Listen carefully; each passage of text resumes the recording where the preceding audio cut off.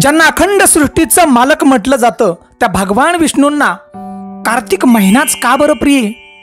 तर बांधवांनो, भगवान श्री विष्णूंचा अवतार म्हणजे भगवान श्रीकृष्ण आणि भगवान श्रीकृष्णांच्या 1008 पत्नी आहेत बघा. परंतु या 1008 पत्नीपैकी सगळ्यात प्रिय पत्नी म्हणजे देवी सत्यभामा. तर बांधवांनो, सगळ्यात प्रिय सत्यभामाच का? आणि सत्यभामाचा विवाह जो आहे तो भगवान श्रीकृष्णांच्या बरोबर का झाला, त्याची एक सुंदर कथा आहे, ते आज आपण ऐकणार आहोत. आपण वैष्णव भक्त आहात ना, तर बांधवांनो ही कथा शेवटच्या क्षणापर्यंत आपण पहा, ऐका. कारण कार्तिक महिन्याचं जर पालन केलं मनपूर्वक, श्रद्धापूर्वक, तर हजारो यज्ञापासून मिळणारं जे फळ आहे ते आपल्याला प्राप्त होतं बघा. तर शेवटच्या क्षणापर्यंत पहा आणि ऐका. हनुमंत पवार धारकरी, तुम्ही पाहताय मराठी मोटिवेशनल हिस्ट्री चॅनल. तर बांधवांनो, या कार्तिक महिन्याचं वर्णन हे पद्मपुराणामध्ये केले बघा. आणि त्याच्यामध्ये एक सुंदर कथा सांगितली की नारद मुनी द्वारकेमध्ये येतात. राज दरबार भरलेला असतो आणि त्यावेळी भगवान श्रीकृष्ण, बलराम आणि सर्व उपस्थित त्या ठिकाणी राजे महाराजे असतात बघा, सरदार.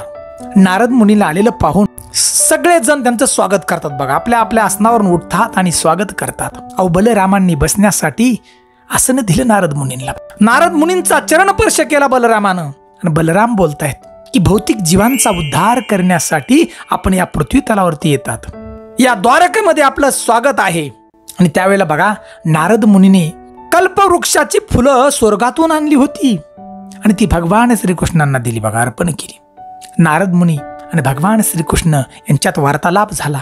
नारद मुनी त्या ठिकाणी बघा निघून गेले त्यांचं बोलणं झाल्यानंतर. आणि ती जी कल्पवृक्षाची फुलं आहेत ती भगवान श्रीकृष्णांनी आपल्या पत्नींना दिली बघा, सगळ्यांना. आणि हे पाहून सगळ्यात सुंदर शीलवान पत्नी सत्यभामाने मनामध्ये विचार केला की मी किती भाग्यवान आहे की परम भगवान मधुसूदन माझे पती आहेत. अहो, स्वर्ग लोकातून आणलेलं हे कल्पवृक्षाचं झाड माझ्या दारामध्ये लावलंय की पृथ्वीवासी कोणीही कल्पना करू शकत नाही की माझं सौभाग्य एवढं मोठे. हा विचार करत करत करत सत्यभामा भगवान श्रीकृष्णांच्या जवळ पोचली व त्यांना विचारलं, हे प्रभू, आपली आज्ञा असेल तर मला एक प्रश्न विचारायचा आहे आपल्याला. भगवान श्रीकृष्णांनी मंद हास्य करत सांगितलं, हे प्रिये, तू मला विचार कुठलाही प्रश्न. सत्यभामाने त्यावेळेला सांगितलं, बघा प्रभू, तुमच्या 16,108 राणी आहेत, परंतु सगळ्यात प्रिय मी आहे.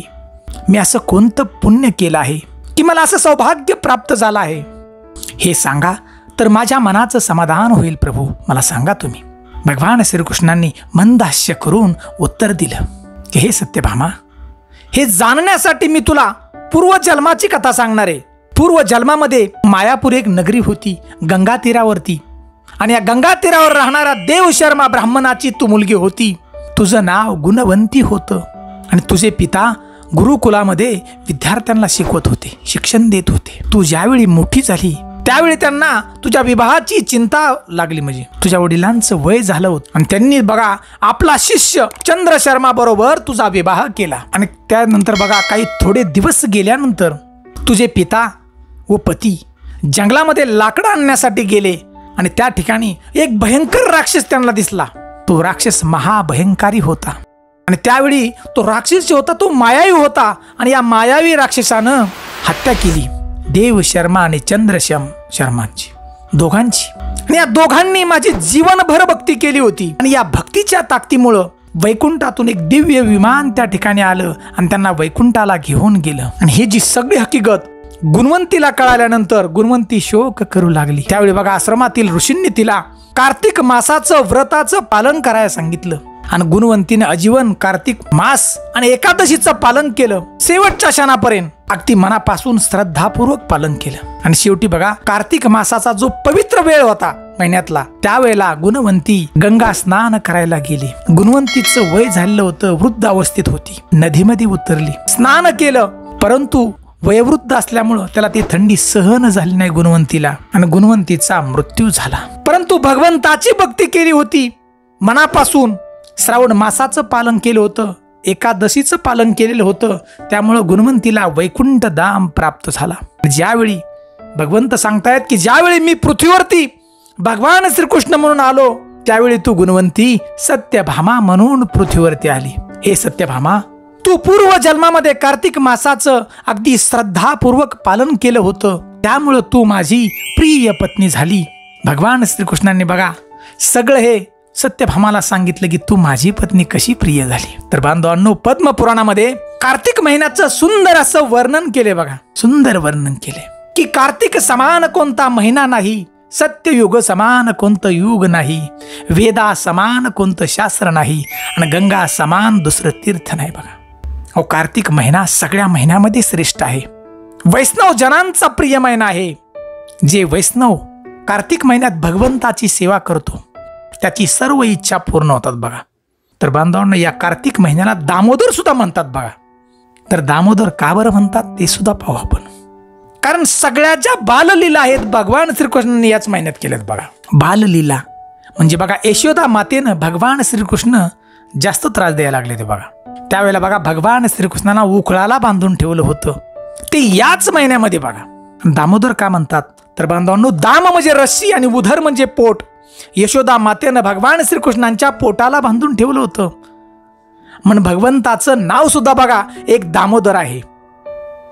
आणि हीच लीला ती कार्तिक महिन्यात दिवाळीला झाली होती. बघा कार्तिक महिन्याला बघा ऊर्जा व्रत सुद्धा म्हणतात. ऊर्जा म्हणजे शक्ती देणारं व्रत.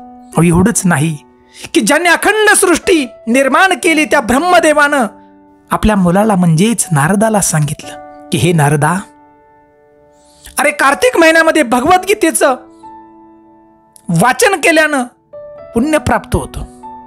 भगवान श्रीहरी यांच्या पवित्र नावाचा जप करून विधीपूर्वक जर पूजा केली एखाद्या व्यक्तीनं तर सर्व मनोरथ पूर्ण होतात.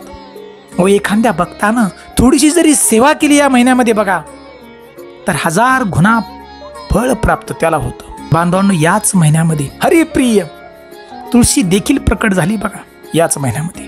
आणि शालिग्राम बरोबर विवाह झाला तो पवित्र कार्तिक महिना. बघा आणि या कार्तिक महिन्यात संपन्न झाला होता विवाह बघा शालिग्राम. तर बांधवांनो, या कार्तिक महिन्यामध्ये काय करायचं ते पहा. भगवंताच्या धामामध्ये जायचं, भगवंताच्या नावाचं श्रवण करायचं, पठन करायचं, आणि जे वैष्णव भक्त आहेत त्यांची सेवा करायची. नाम संकीर्तन, वैष्णवांची सेवा ही फार महत्वाची. हरी जप करायचा, तुळशीची पूजा करायची आणि दीपदान करायचं या महिन्यामध्ये. असा हा कार्तिक महिन्याचं महत्व आहे बघा. ओम नमो भगवते वासुदेवाय नमः अशी एक आम्हाला नक्की कमेंट द्या. हे नुसतं मनात तोंडातून आपल्या नाव जर मनापासून आलं तरी बघा आपल्याला सगळ्या इच्छा पूर्ण होणार. एवढी ताकद या मनापासून फक्त. हा व्हिडिओ आवडला तर आमच्या व्हिडिओला नक्की लाईक करा. आमच्या चॅनलवरती आपण प्रथम असाल तर नक्की चॅनल सबस्क्राईब करा. जय हिंद, जय भारत.